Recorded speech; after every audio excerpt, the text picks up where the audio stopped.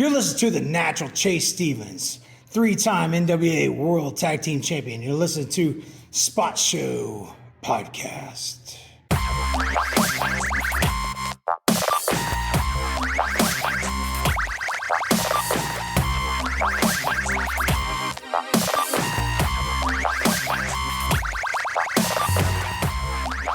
What is up, everyone? Welcome to the Spot Show Podcast, a professional wrestling podcast that, I'm going to let you know a little secret, is not about professional wrestling. I am one of your hosts, Dickie Wabash, joined as always by the one-man boy band, Michael Madrox. What's up, people out there in radio podcasting land? Dickie. Yeah. We're on episode 4. Can you believe that we made it to 4? I can't believe we did 1. But better yet, can you believe that it only took us 4 to get this man on our podcast? You've heard him mentioned countless times. You've heard us talk about him ad nauseum. Ladies and gentlemen, our first guest on the Spot Show Podcast. Let's hear it for the good looking guy, Travis Weir. Travis Weir, ladies and gentlemen. Hi, guys. I'm so excited to be here as I look at an autographed picture of me laying on the table. You know, I was getting ready for this podcast, and I had... There's a picture. I just noticed it. That's great. You got to keep that in there. You got to tell this story. I know you were getting ready to go on a whole thing, but listen, here's what's funny about this photo, right? It's just a standard photograph size, but Travis, tell the story about why that photo is cut the way it is. Do you remember? You had your wife go print them off, and she print them off in the wrong format. Yeah. So I actually had some promo pics done, and they were actually really good promo pics. It's a good photo. But this one here actually was because the gentleman that took it, he said, "Okay, I'm gonna do 10 snaps in a row." Yeah, that's the way you should. And this was the very last snap. You can't tell, but I'm sneezing in this picture. And it actually has... We will post the picture on our Facebook page. It has, absolutely the best pose, post-sneeze, the best facial of all 10 pictures. So this is the one we went with. And he fixed it all up, everything. Well, I printed them off. I sold them at the shows. I made my little bit of cash, whatever. And we were heading up to another show that we played a game. You paid $1. You rolled a dice. Whatever it got on, you won. Well, we started running out of prizes, and I had all these photos that I said, hey, I told my wife, I said, go get some of these printed off. And she's like, okay. I said, but you're going to have to adjust it, to fit. She's like, okay. Well, it comes out, it's blurred. Half my head's cut off. You can't see my third title that's actually somewhat around my waist. So what's funny, and then we will post this on the Facebook so that you can see it. It was supposed to be portrait mode, but she printed them off landscape mode. Yes. So it made it better. It made it way better. But hey, before we get too far into this, I just want to remind everyone that this episode of the Spot Show Podcast is brought to you by Sewer Layer Toys, Elite Pro Wrestling, and BurntBuds.com. We're going to get into them a little bit later. But yeah, we got Travis here, and man, oh man, am I excited. Yeah, I had to get my pregame ritual in that I do. I would always do this before shows. I had my 3 steps I had to do. First I had to make sure my gear was fresh and clean. And then of course I had to always check myself, hey, make sure I don't have the sweat stains. You don't want because sometimes riding a car, gets a little hot, gets a little this. Sometimes you're in the middle of, the summer, and you got the pit stains. Sometimes you might got the butt sweat stains. You don't want any of that. And then I always have to do the zit check. I'm getting ready to do a podcast, and I still had to go in and do the zit check. I don't know why. It's a sickness that I have to do. There's my first well, technically second. Oh my God. Listen, on the first podcast, I wanted to shoot myself. I said and so many times, and oh my God, I was so mad. It's impossible to but not do it. But at least you didn't say, you know what I'm saying after everything. Yeah, I mean, and that's fair. But yeah, it's funny that you talk about the whole pre-check thing. Is that I feel like we all do that though, but it doesn't matter how many times you do the pre-check, you're still going to have something that after the fact you realize, oh, there's a massive fucking zit on my nose right now that has been there all day, and I had no clue, even though I thought I checked myself. Oh, absolutely. It's almost like the the next thing you have on your list is right before I walked in here. I'm like, okay, go to the bathroom. Make sure you don't have that, because you have that jittery feel. Yeah. The minute we started, it's just like getting ready to walk through the curtain. Bam, there's that jitter spell. And it's just because your nerves are a little bit up and excitement's a little bit up. It's not necessarily like, oh man, I gotta go take a leak. It's just you just get that feeling. So that's the checklist you always want. Make sure that you're clean. Make sure you ain't got nothing that's going to embarrass you. But guess what? Something's going to slip through the cracks somewhere. Just have fun. Yeah. You can ask Madrox when we made our return back in January, where me, him, and Colby Jack were all standing around talking. And then we're 5 minutes until showtime. And I'm like, all right, guys, I kind of need to just take a minute because my nerves were just, and then Back to the Shack by Weezer starts playing. I'm through the curtain. Right as through that curtain, there's no problem in the world. Soon as exactly. And you came out first, right? Yes, the first show I did. Yeah, so I did the spot where you come out, and I do it all the time. Come out, yeah, a little bit of a smattering. Walk back through the curtain, come out, bigger pop when you walk out. Madrox said that the second that he saw me do that, he's like, Dickie's back. And I felt it. You could tell, like he was saying, before the show even started, we were just standing around in a circle going over notes and everything, and the nerves were hitting him. He was like a kid on Christmas. I don't know if it was open, Travis. Scared nerves or what, but as soon as that music hit, he got that tunnel vision, and the superstar that I know as Dickie Madrox was out in full effect. I don't want sued, but I am the consumer of the zero sugar soda. Yeah, that is not a beer that Travis cracked open. No. Unfortunately, cannot have that stuff anymore. Because I want to be a better person, and today is just too expensive. I think everything's just too expensive today. I paid $8 for 12 eggs the other day at the grocery store. Travis, I could have bought 20 chickens and had my own eggs for. Travis is about to go all Andy Rooney on us. No, what's the deal with this What's the stuff? deal with eggs? Yeah. Well, I just spent $20 at Dairy Queen. Why is it that zero sugar pop tastes sweeter than regular? I don't know, but I recently, That's delicious. Yeah, the last 2 years I've switched exclusively to zero sugar. I can't go back to normal. It's hard. I had to drink and there go with us again. But anyway, I had to drink a Mountain Dew the other day. It was the only thing we had to drink where I was at, and granted, if I was going to drink a regular one, I would be a consumer of the Mountain Dew, but it was so syrupy and thick. Yeah. It tastes like cough syrup to me. Yeah. Have you ever had a caffeine-free Mountain Dew? I believe so here. It's like you're drinking straight syrup.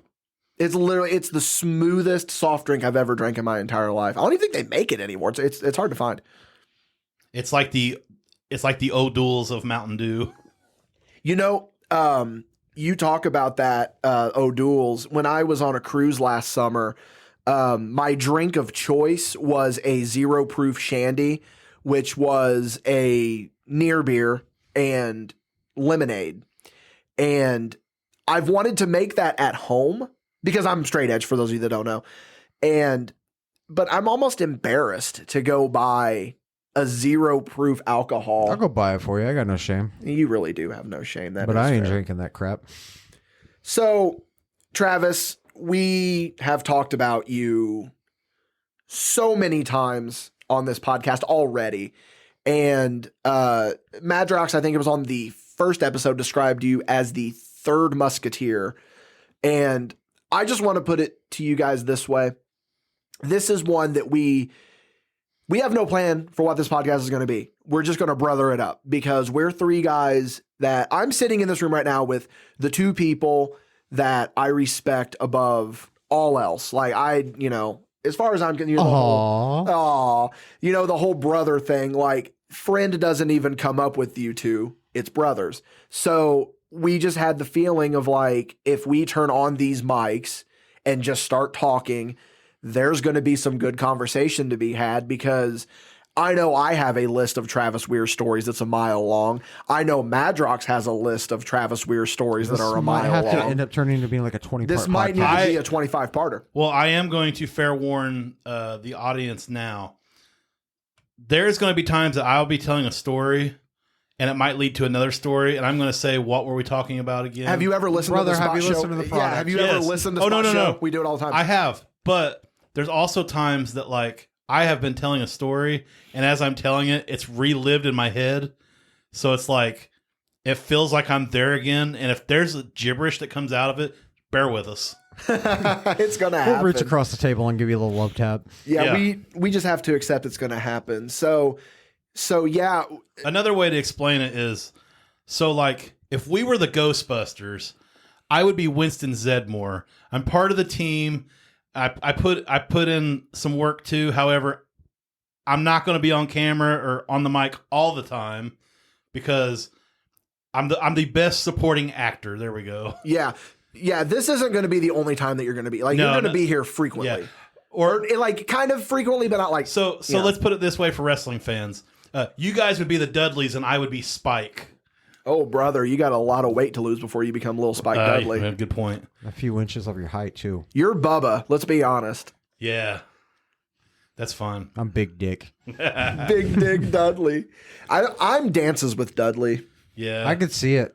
Yeah. Definitely could see it. Dances with Dudley and Sign Guy Dudley had a baby. That's a Dickie Wabash. Yeah. I could see it. Yeah, Sign Guy Dudley. Wasn't there a Dudley as well? Yeah.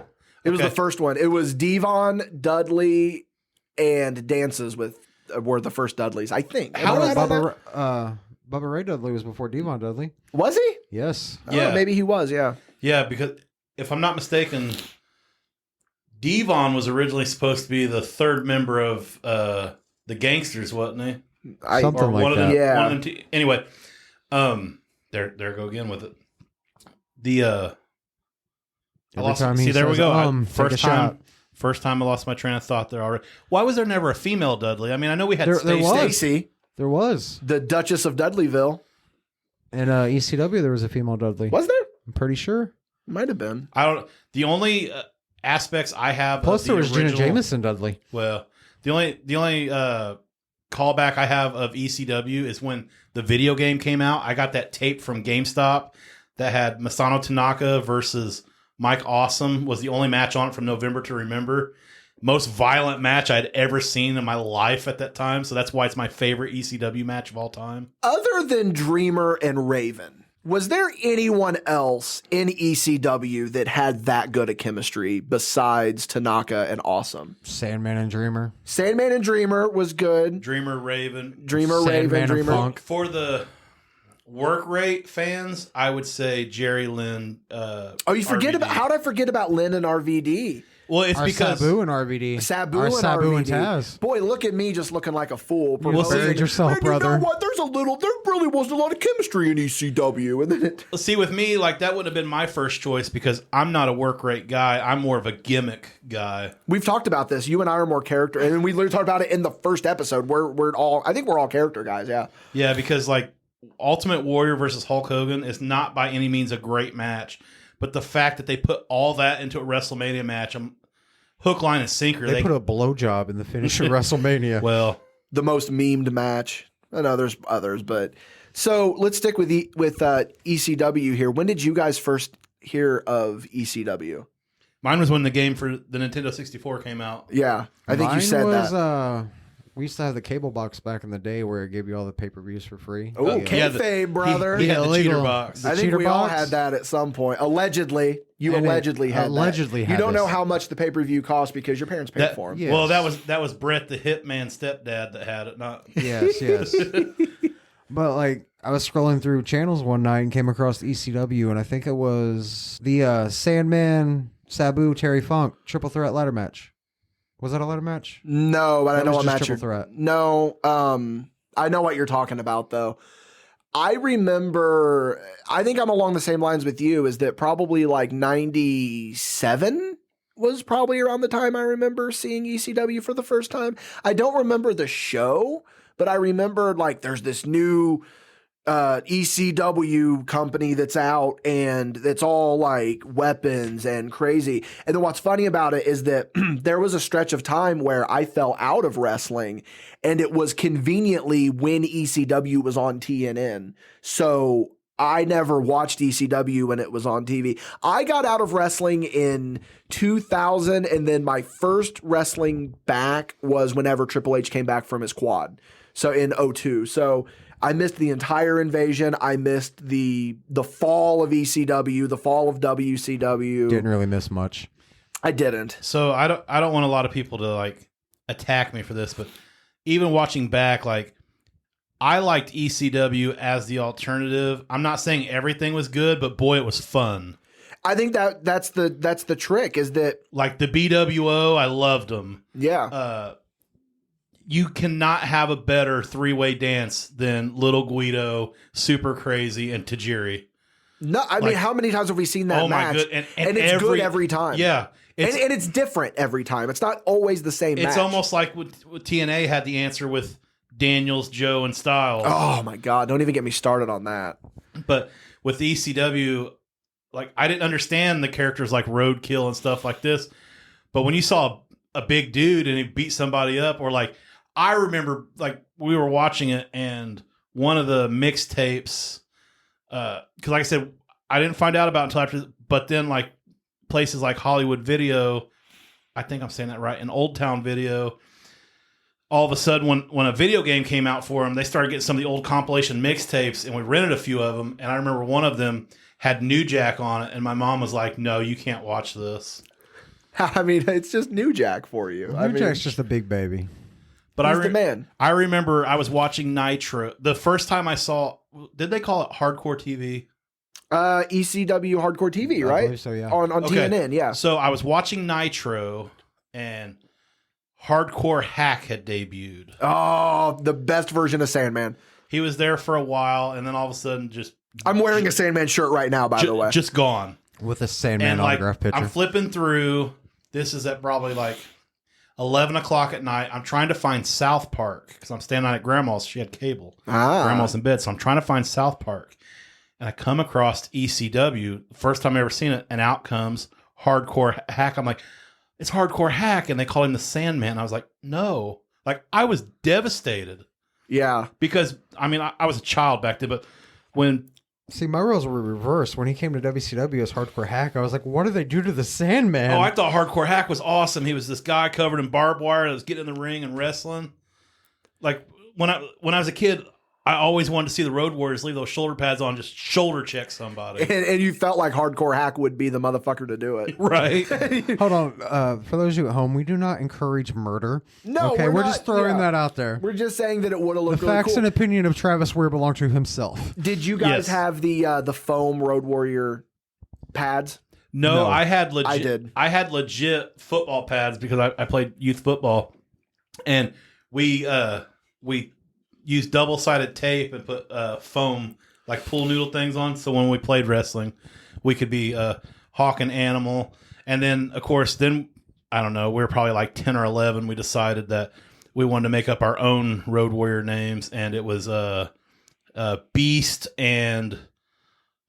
I forget what the other one, but it was like instead of being Animal, it was Beast. Instead of being Hawk, it might have been like Falcon or something. I don't remember my cousin Douglas's backyard name at that time. But like we were the Road Warriors, but or no, it was like the Road Fighters or something like that. Road Fighters. Yeah, and instead of being Animal, I was Beast because I could pick the guy up, and Douglas was, I want to say Falcon instead of Hawk because he was also a big Kid Power logic. Rangers fan. So, you know, Tommy Oliver had the Falcon Zord, so he wanted to be the Falcon. And, like, we'd paint our faces and go and have some fun, and then we're just stupid kids. You know, there is videotapes that need to be converted into digital. That is a young Dickie Wabash and his young cousin playing wrestler in the living room, wrestling stuffed animals, each other, and all of that one day might see the light of day. We don't know yet. How much can I pay for these not to see the light of day? I mean, Nothing screams like, hey, I want to watch Dickie Wabash roll around with a teddy bear. that's literally what it is. Brother, we used to- Actually, no, technically it wasn't Dickie Wabash. It was Locomotive, I will have you know. Oh, Thomas the Train, toot toot. Literally, we used to wrestle stuffed animals, couch cushions. I'll never forget one time my cousin Douglas and I were playing wrestling in his living room, and he had just gotten Stretch Armstrong, and he ended up busting the Stretch Armstrong, giving him the torture rack because he just thought that was the coolest move ever. And, he's a strong guy and stuff like that. Don't get me wrong. But he I don't know. He just liked the fact that he could bend. And he was just sitting there bend, and next thing you know, the Stretch Armstrong pops and that goo rolls right down his back.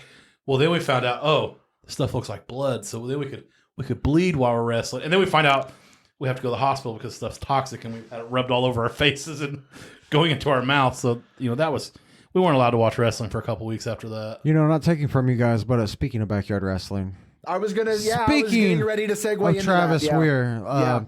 For those that don't know, I met Travis, and I was in 2nd grade. You were in 3rd. Yep. And we met at a church camp, and we were brought together by our love for backyard wrestling, which ultimately led to us getting kicked out together. Listen, I love the sport of professional wrestling. But I think we all do. Yeah. There is nothing more that I loved than backyard wrestling. And I'm not talking about oh my gosh, it's this, it's that. You have to have so much fun to enjoy yourself. Yeah. And things. And that is me with now. Don't get me wrong. There are some backyard wrestling videos I've had to turn off because it's just very cringy. But everyone is this 5-star match here, this 5-star match there. No, brother, you can give me -3 stars as long as I have the time of my life watching it. I don't care who's in that ring. You got that time for that 5-minute battle royal, huh? You got time for a 5-minute battle royal? Brother, a 5-minute battle royal, I'm half chub already. So then that, Madrox kind of blew my spot here. That's what I was going to transition into next is that, we talk about, we're brothers. We love each other. We're such good friends. For us, it all started. It goes back to us 3 backyard wrestling and in the backyard. Absolutely. And, so I was on my own, I had my own thing separate from what you two were doing. But I mean, we crossed over a little bit sometimes, but I just want to say this, I've said this many a times. For some, when I was younger, I looked at you two like you were fucking gods. Well, I mean, we kind of are. I mean, not to toot your own horn or stroke your ego, but yeah, I looked at what you guys were doing with the backyard wrestling, and I was like, I want to do that and be on that level so bad. Oh, man. When we were, let's see. I mean, we did some of the stuff, I would say probably about 5th grade, 6th grade. And mostly picked up in middle school quite a bit when we met another friend of ours, Kevin Donovan. And then in through to high school up until we actually started really training. And then we realized, holy crap, we could actually get hurt doing this. But we had so much fun. There was only probably 5 of us that was actually part of our group. But we were putting on shows that, I mean, we'd have 20 people come to them, which was great for, a 14-year-old kid to be like, hey, and these people it was all donation to get in. Cause I was getting ready to ask if you guys would charge. We just said donation, and some people paid $5, some people gave $1. It was whatever. It's usually whatever we would use to go buy something for the next show anyway. But I had 3, 4 different characters. Kevin had 30. Madrox had, I think, 3. 3 or 4. Richard had 2. And he could only do 2. I know what you're talking back then times were different, and also we were children, we were stupid, but he was Richard the Reaper, who he said was supposed to be like the Undertaker, who wore football jerseys. And jorts. Didn't every backyard fed, though, have an Undertaker-style character? Well, see, this thing, he was supposed to be like the Undertaker, but he wrestled like John Cena. There you go. And that thought he could move like Jeff Hardy. And then there you go again. Yeah. Didn't every backyard company have the one guy that thought they were Jeff Hardy? Oh, we had Kevin. Yeah, Kevin. There you go. He had 30 Jeff Hardy characters. There you go. All the finishers were the Swanton. He was, every Thank you, character, it was the same finish. They just had different names for him. I mean, I don't see why that He would was be a problem. The Rebel. His Swanton bomb was called the Rebellion. How funny is it that his name was the Rebel? Our backyard company was literally called NRW, Nonstop Rebel Wrestling, at one point. I mean, we changed the name like every time the wind changed, but... Right. We were... I forget the very first name, but then we were White Trash Wrestling, and then we became West T Wrestling. We used to hang flyers up in school, bro. Yeah. We actually... we never actually put our pictures on it, because we didn't want to get in trouble. We used to hang flyers up at school, and then there was a teacher we had that we had to do some type of video project for math class. We were failing. And and I was like, hey, if I can convince you on how math works in wrestling, will you give me a D minus? And she goes, I will give you a D plus if you can convince this. And we brought in, it was about a 25-minute match, which I have no idea how, because like even when I actually started training to wrestle, like I was a 7 to 10 minute guy. Let's face it. Maybe Travis Weir, can you give me another 5? I got 3, brother. we got to get into that. Listen, once we get out of the backyard wrestling, we got to get into the indie wrestling, because some of my favorite stories in indie wrestling involve Travis Weir. I told you it's going to be 25-parter. We're going to have to do a 2-parter, brother. But Go on. We were in there and we had to explain like it was for geometry. We had to explain hyperbolas and this and that and the other. And I looked over and I was like, all right, brother, we got this. And we started and we forgot one shape. We forgot one. And she goes, well, what about this? And without missing a beat, Madrox looks over and goes, see that mark right there? That slight curve in Travis's belly that's hanging out of his shirt? That's obtuse. And she goes, she just sits there and goes, son of a bitch, I got to give you guys a D plus. And we passed geometry. That actually almost made me not graduate high school. That is awesome. That was the last credit I needed to graduate high school was geometry. We were retarded geniuses. Yeah. Wow. That is. See, I won't say her last name, but thank you, Tanya. I know exactly who you're talking about. She's a state senator now. That's fine. We're not saying her last name. No. I voted for her, though. I did too, actually. Yeah, I did too. actually walked the campaign trail with her. But You know who I would never vote for, though? Travis. Is that an inside joke I don't know about, brother? I'd just say, Yeah. We got kicked out. We got kicked okay. out of TV's class because we watched Saving Silverman, and we did the bit with the thinking like we 2 were on months walk. straight. All we got right, kicked out that of the name is class. going to have to get bleeped out. Thanks for giving me something to edit.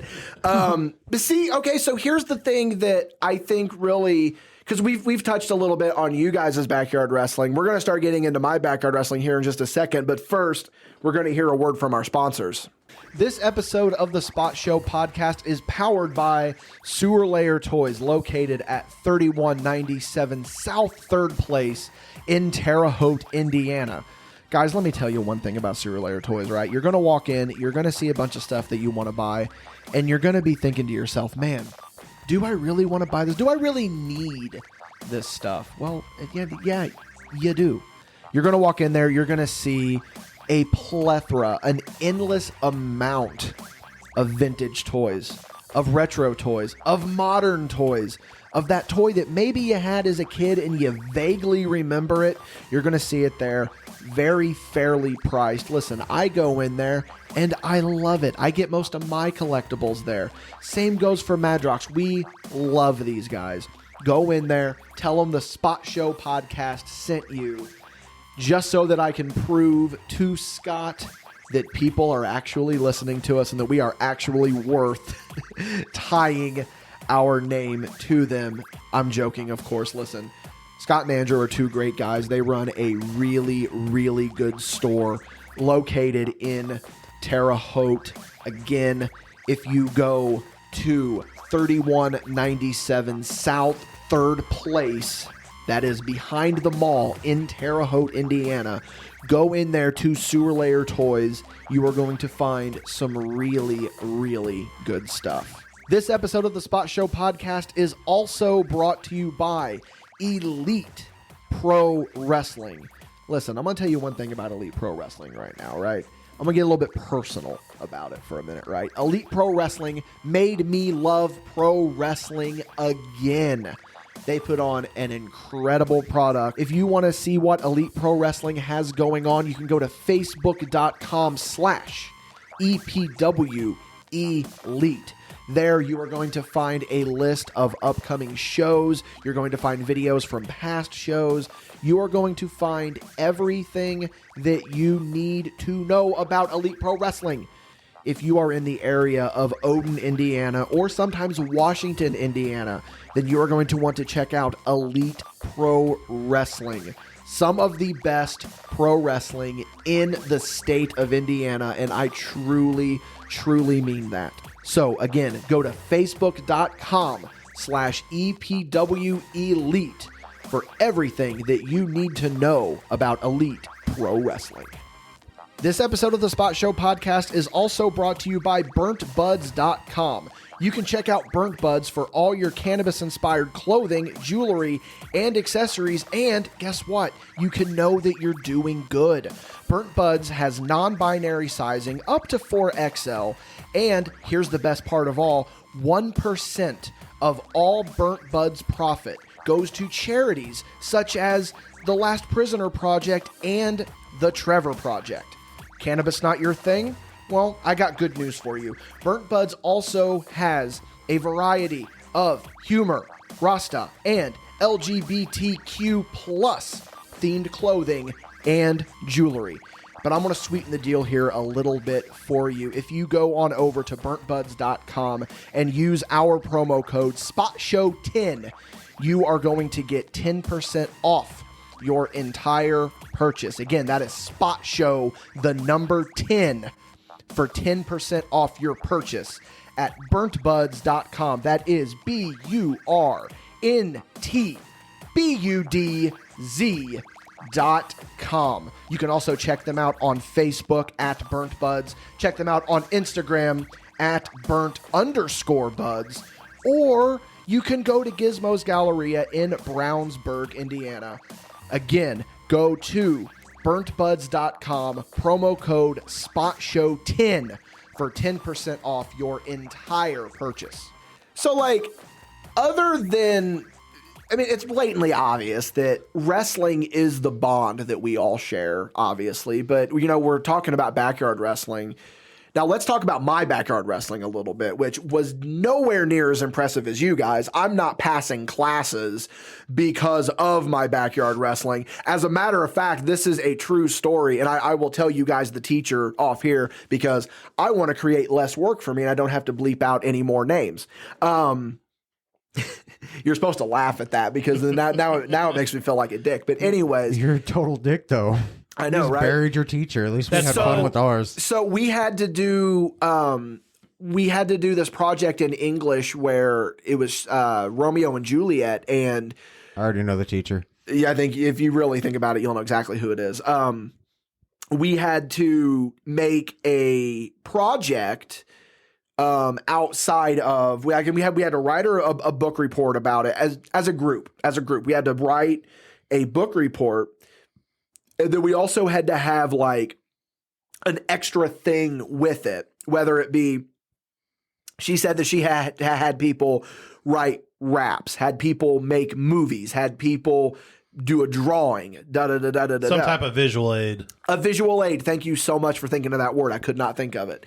And so I get together with some buddies, had a camera. I was like, let's film a little movie. Let's make a little, we'll act out a scene from Romeo and Juliet. And I don't remember what scene we acted out, but a little bit of my backyard wrestling was on there and some of it slipped through. And she said that she was disappointed in me for what she saw on there. And it's literally me and it's Madrox's cousin Frankie, who I did backyard wrestling with, beating each other with barbed wire and chairs and cookie sheets and That's all this Frank other Tank, stuff. buddy. That's Frank Tank. Put some respect on it. Frank Tank versus Josh Ambition, brother. His Listen, knees we are still couldn't get blown out. barbed wire at first, And what we would do is we would take the spiral from our notebooks and wrap it around things to look like Well, barbed somehow wire. we ended up with you guys a spool of barbed wire. I don't know how. I think Frankie bought it off of you or something. Frankie never had no money.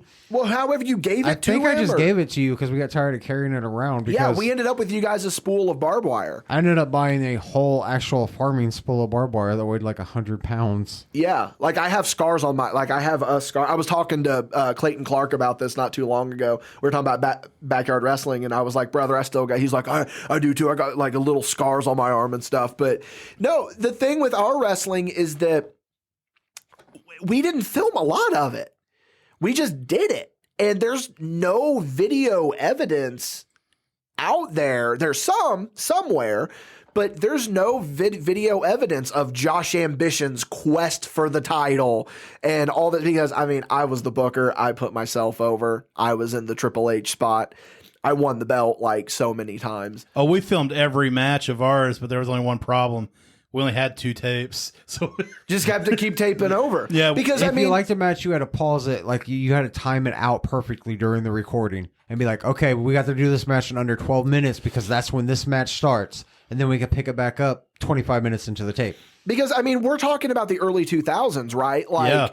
video editing on the computer and YouTube and all that stuff was not as accessible as it is now. was YouTube a thing then? When did YouTube start? 06? I have no idea, but like just having a video camera back in that time was hard as hell. It was expensive. It was expensive. Now you can do it on your phone. Yeah, because Brett the stepdad's video camera was like what? Like $3,000? And that was for something cheap. Yeah. It was weird.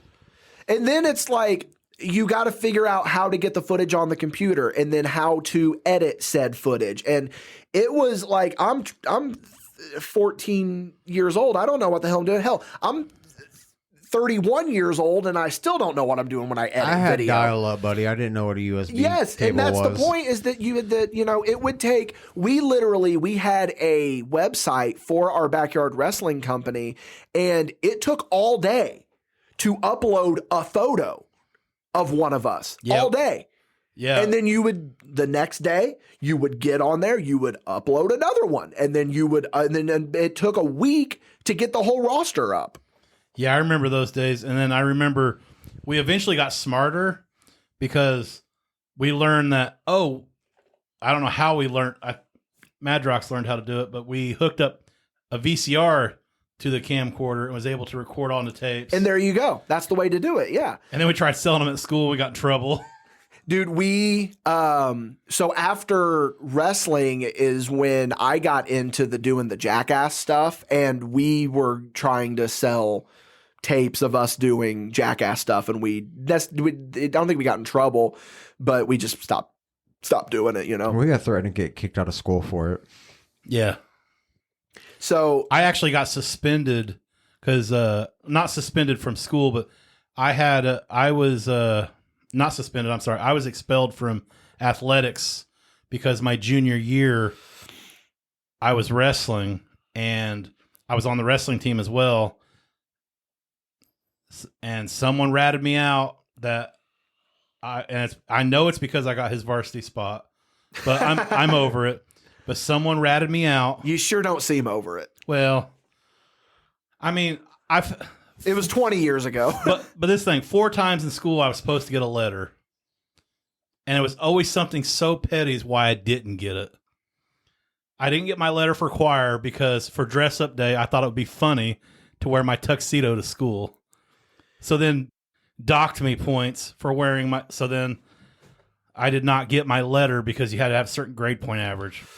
Whatever.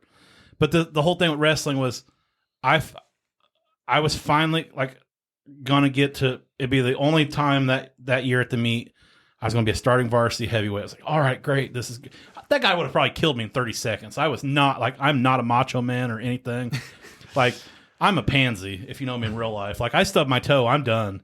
Anyway, so this person said, hey, he was at the Legacy wrestling and I saw them exchange, and they pulled me in the office. And So this is when you were indie wrestling. yes. Yeah, my junior year of high school, I remember walking at Mr. and goes, Travis, and then I forget, It was Mr. Dad.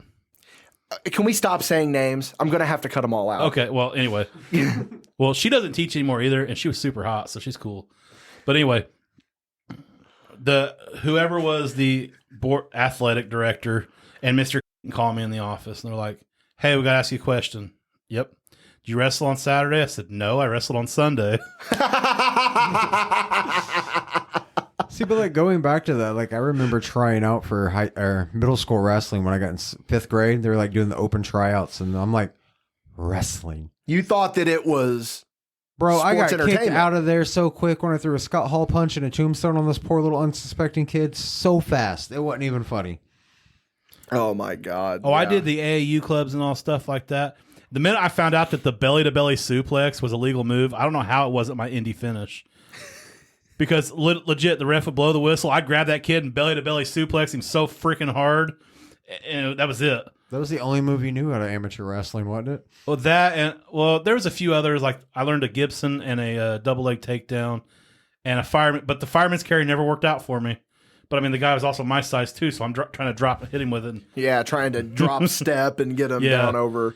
But anyway, back to this little short story, and I'm done with it. I promise. Anyway, they're like, "So did you wrestle on Saturday?" I was like, "No, I wrestled on Sunday." And they're like, oh, "Did you get paid?" I said, "Well, not yet. The guy still owes me money." And he's like, "So you verbally accept it?" And I said, "Well, yeah." He goes, "Well, as of this time, you're no longer eligible for high school athletics." I was like, "Oh, but wait, I thought wrestling was fake. I thought it wasn't a sport. I thought it was this. I thought it was that." I said, "Because I get made fun of every day in this hallway for it, and you guys look the other way." What's the reasoning behind that? Because you're a paid athlete? Yes, absolutely. Huh. That's different. I'd never heard that story. I've never heard that story. That's really bizarre. That's really bizarre. And I was really upset, and I was really salty about it. But then I was like 16, 17. My junior, I just remember I walked out of there, and girl I was seeing at the time was, "What's wrong?" I was like, "They just kicked me off the wrestling team." "Why?" I said, "Because someone reported me for this." "Oh, well, it'll be fine. I'll make you feel better." I don't want to go any more stories now because I'm happily married, but let's move on. Yeah. So then that goes into indie wrestling then, I guess, a little bit, because you were still in high school when you got in. Were you still in high school when you got in, or had you graduated? I was still in high school. Okay. Because I was 2 years out of high school by the time I got in, and I got in because of Madrox.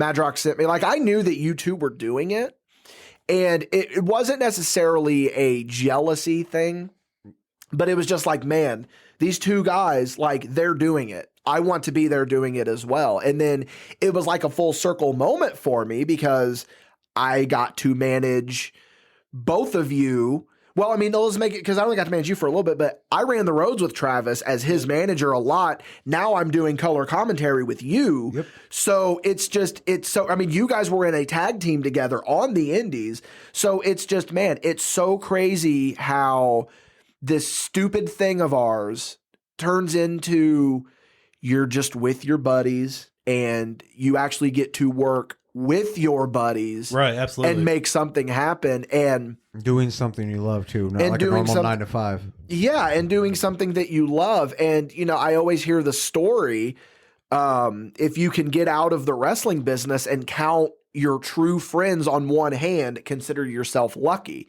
And I learned that the hard way. I learned who was true friends and who wasn't true friends, and who was just using me and who was da da da da da da. Oh, absolutely. I'm right there with you.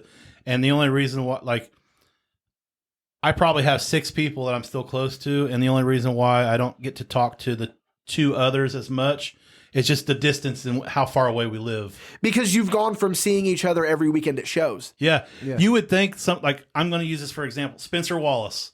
Shout out to Spencer. He's One of my gotta be best that. friends ever. You would think we were neighbors on how much we used to see each other. And unfortunately, it's probably been a year and a half since I've seen him because how far away we live from each other. Yeah, because again, it's you would see each other every weekend. That we had this thing in common, and we would see each other every weekend, and then you just go a week and not see them, and then Thursday, Friday, Saturday rolls around. You're in the locker room with them, and you're like, "Fuck yeah, I get to be with this person." And then you take away that commonality of doing the shows. You don't see them as much. I mean, even whenever I got out of the business in 2018, you and I, you being Travis, we didn't talk for a couple of years. Not because there was any heat or anything, but it's just we didn't have the commonality anymore. Yeah, absolutely. And like Brooklyn's convinced that before she started school, she's convinced that we lived in Georgetown. I said, no, Brooklyn, we were just there all the time wrestling. Our Friday nights in Georgetown, because it was the funnest experiences that we have had. Oh, 100%. Do you think it's one of those we didn't know what we had at the time? Oh, absolutely. But now that we look back on it, we're like, wow. I mean, there was a few things that I would definitely change about it, but for me, it was Wednesdays at IWOW and Fridays at Georgetown. Honestly, if that was the only wrestling I ever did, I would have been so excited with that. But of course, we had the occasional Sunday show. We had the Saturday shows. And occasionally I would tag along for the Thursday throwdowns. It's just with my work schedule. Yes. I could not make it all the way to Champaign and back to work. I would honestly say, other than what I'm doing right now in 2023, working with EPW and doing commentary and getting involved with the Midwest Collective, Hybrid and Vision, all of them, other than this current stretch, there's an argument to be made that like 2014 through 2015 in Georgetown was the highlight of my career. Oh, absolutely. Like it's somewhere that I felt that like, one, I could voice my opinion, rather it be good or bad. Not that anyone would listen to it, but I felt confident because I can tell you this much.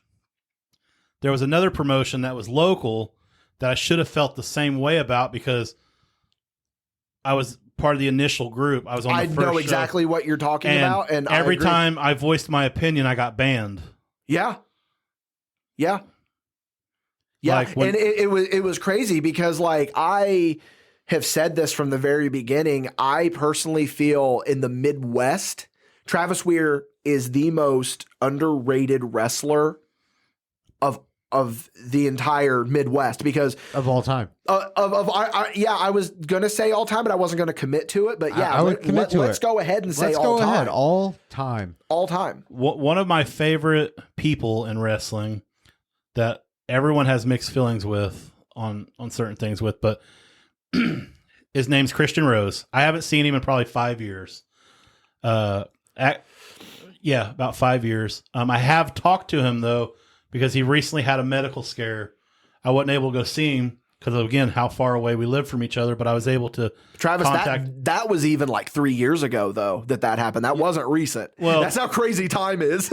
I know. Right? Well, it feels like it was just, I know, a year ago. But anyway, I messaged him and like everything was kind of, and he goes, I really wish, he goes, the only thing about, he goes, your worst quality was you were okay, yeah, I'll do that. I don't care. He goes, and also your worst quality was you were just too good of a guy that unfortunately had to work 40 hours a week. Because he goes, if you didn't have to work 40 hours a week, you would have been probably further than I am. Yeah. And to me, that was a huge compliment because this he's good. Not to discredit what he's doing. I haven't seen Rose's work in a very long time, but let's just say 2013 through 2016, roughly. I don't know how I would say that Christian Rose was the benchmark of what a Midwestern wrestler should be.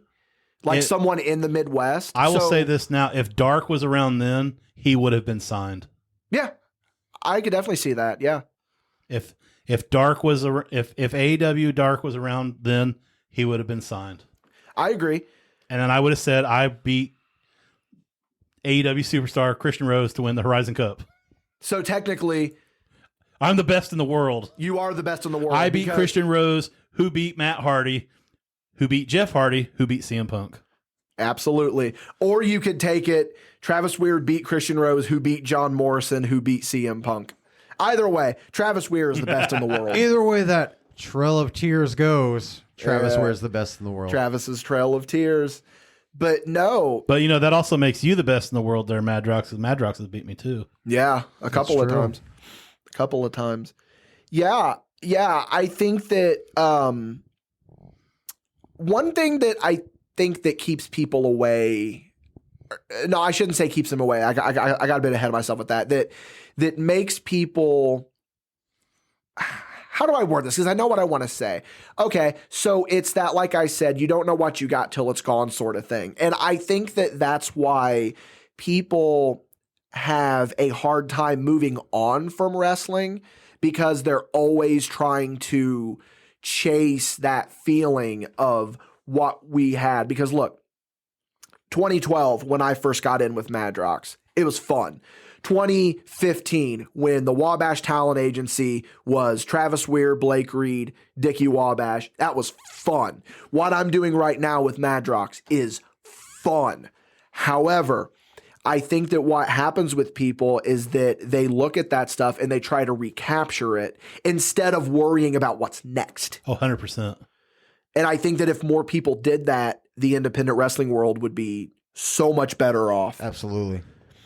I think that people, just looking at us, like, all come from the same town, didn't like really know each other until certain points in our life.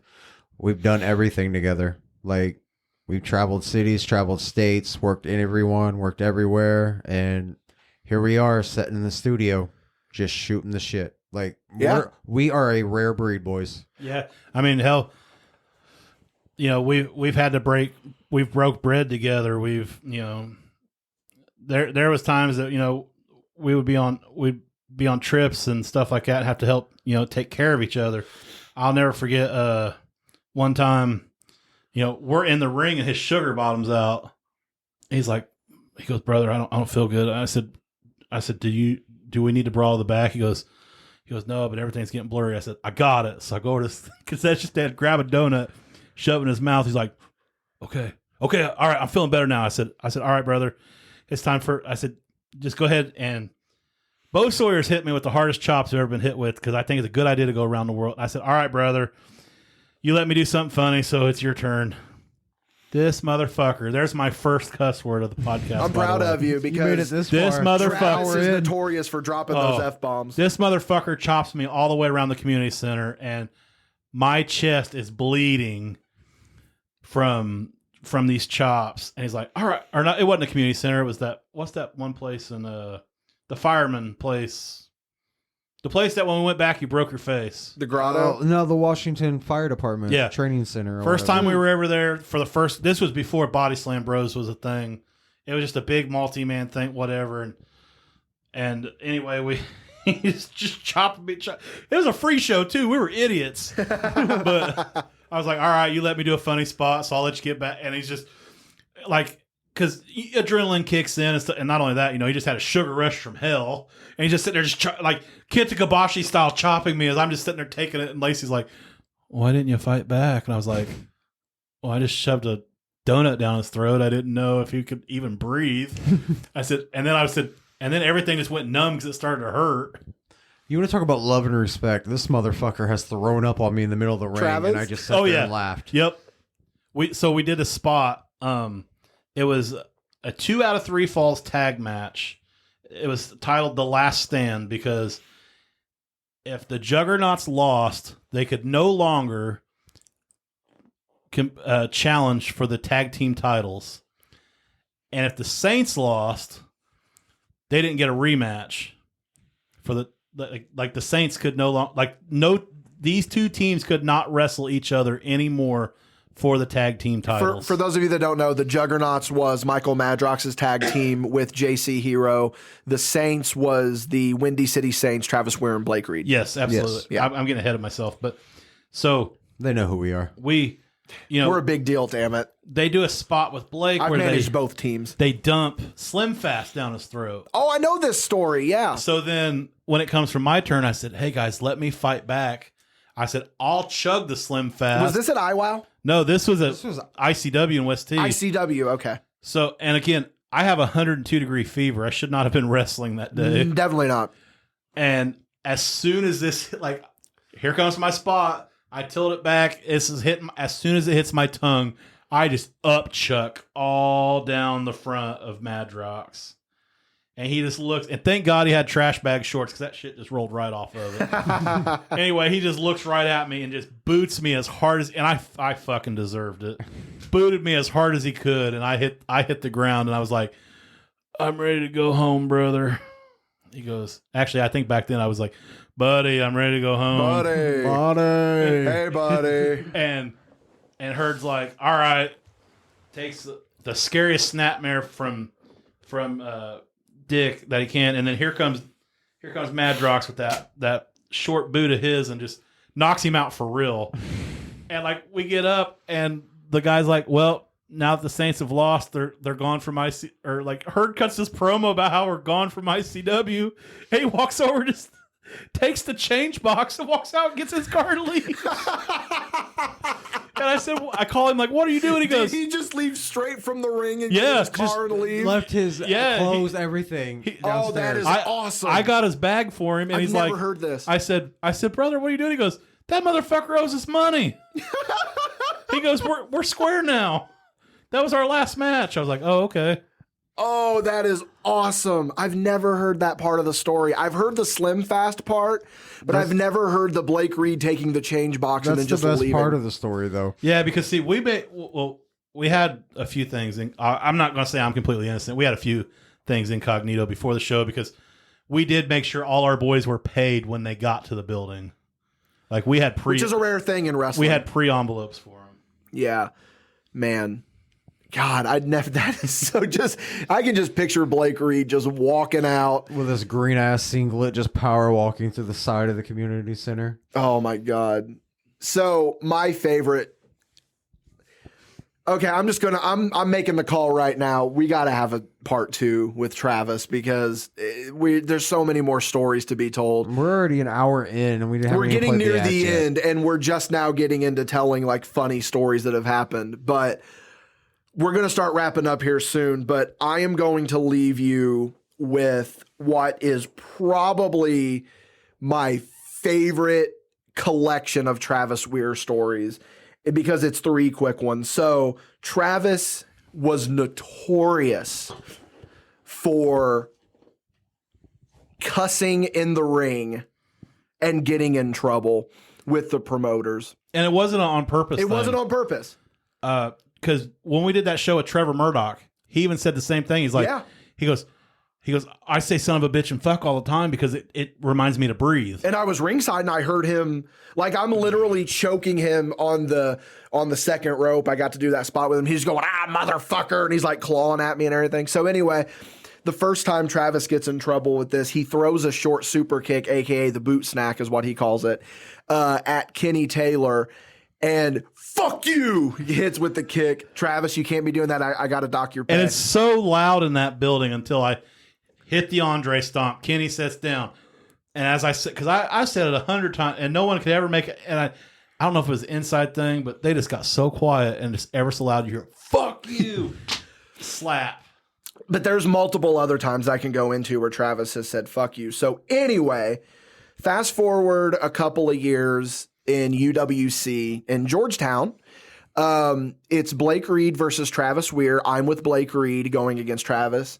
And we get on the apron. And leading up into this, Travis has been told by so many promoters, Travis, please watch your fucking mouth. Watch what you say. The one of 2 times I ever heard that promoter actually curse. Yeah. The other was when he physically got hurt in the ring. Oh yeah, that was the first time I heard him curse. That's a story for another day. But he's like, Travis, do not say fuck. I am going to dock your pay if you say fuck tonight. So we do the distraction spot. I get up on the apron. Travis grabs me by my vest. I'm going to reenact it, and then I'm going to explain to you the thought process about how this happened because he grabs me. Dickie, you fucking nerd. Shit! So he grabs me and calls me a fucking nerd and then cusses again because he's mad at himself because he said fuck and he goes shit. So To quote the Travis Weir, that's fine. Yeah, I didn't get my $40 that month. So we walk through the curtain. Wait, you got 40 for the end of the month there? I know, I'm joking. At that time, I think so. But Probably. I was walking away with a sweet 20 ski at the end of the month. Anyways, I just stood on the outside and made Travis say fuck.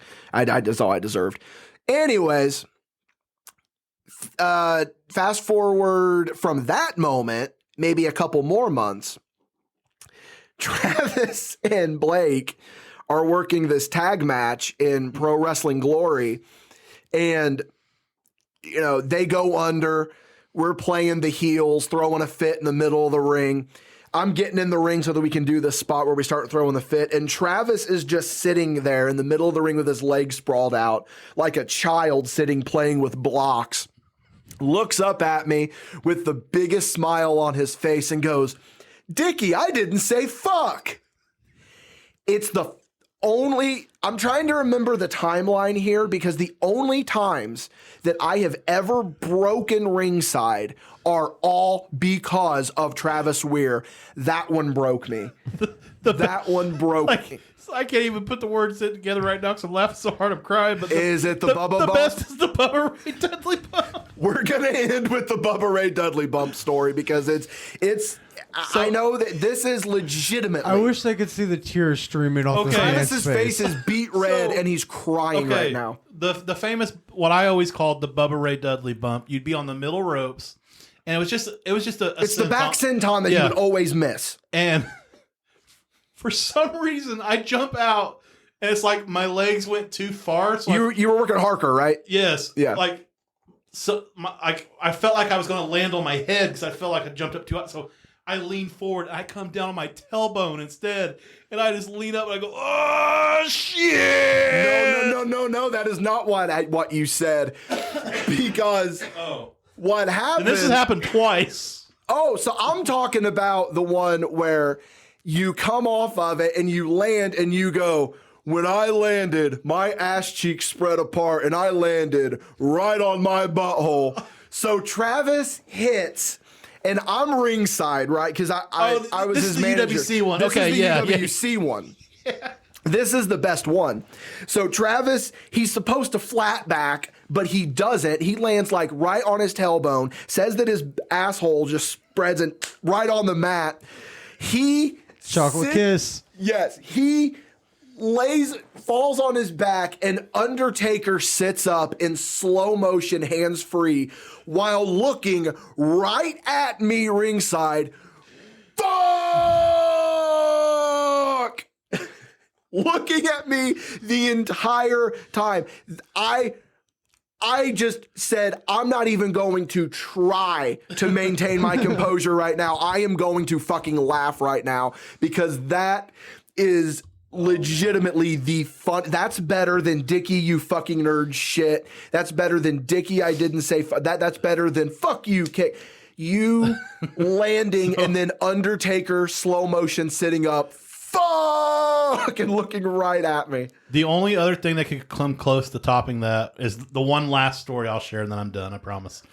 Was the Matt Cage Wrestler of the Year award on a pole match. Oh, when I dumped that. So we had a spot where I would get crotched, and we're like, oh man, how funny would it be if Dickie grabbed a cup of ice and dumped it down your singlet? I was like, yeah, perfect. It's fucking July.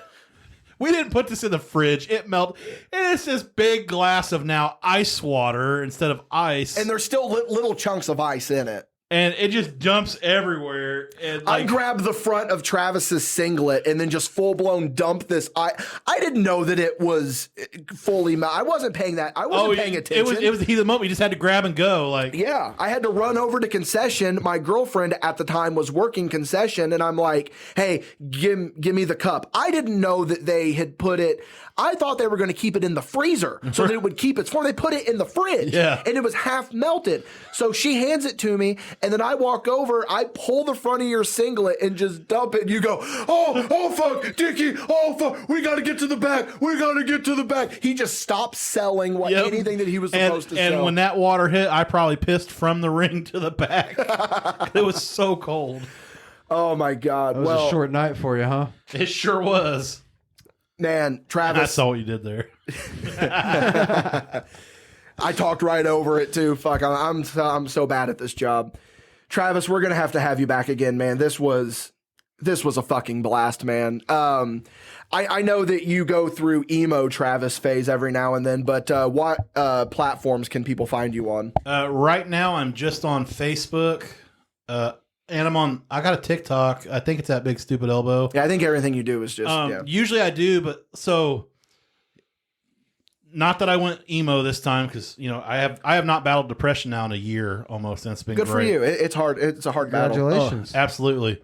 But so something got hacked on my phone, and someone got access to my eBay account, a few other accounts, but not my bank account. Thank God. Oh yeah, I've been there. So, but eBay, they put the kibosh on that and fixed it for me. I didn't have to do anything. However, with the Instagram, Twitter, and a few other things that I have, unfortunately, I did have to delete and restart, and I am still awaiting upon the 30-day suspension gimmick so that I can restart one. But I think by the time this goes up, you should have that stuff back. Should, but I can tell you this much. It won't be Big Stupid Elbow. It'll probably be a lot. You can find me on PlayStation Network at Discount Shades. Yeah.